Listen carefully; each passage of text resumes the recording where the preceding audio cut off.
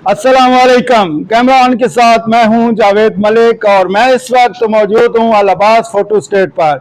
अल Abbas photo state पहली मरतबा एक ज़बरदस्त चीज़ लेकर आए हैं। वो क्या चीज़ लेकर आए हैं ये मैं पूछना चाहूँगा।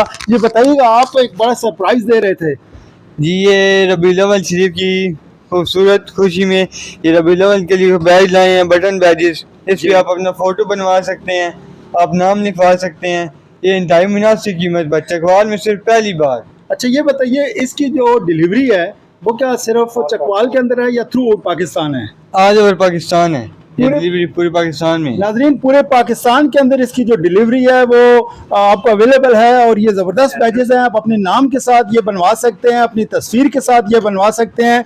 और ये बहुत ही ज़बरदस्त, ये पहली बार किसी फोटो स्टेट ने पहली मरतबा ये इंट्रोड्यूस करवाया है जी। अच्छा, इसकी कीमत सिर्फ 100 रुपये है। कीमत भी बता दिया है, यानी इसकी जो प्राइस है वो सिर्फ 100 रुपीज़ है। 100 रुपीज़ के अंदर 100% जो है ना, इसका ऑफ जा रहा है, यानी कि 200 का है। तो हम जश्न ईद मिलाद नबी की खुशी में सिर्फ 100 में कर रहे हैं। ये सिर्फ 100 में ये एक खसूसी ऑफर है जो अल अब्बास फोटो स्टेट की तरफ से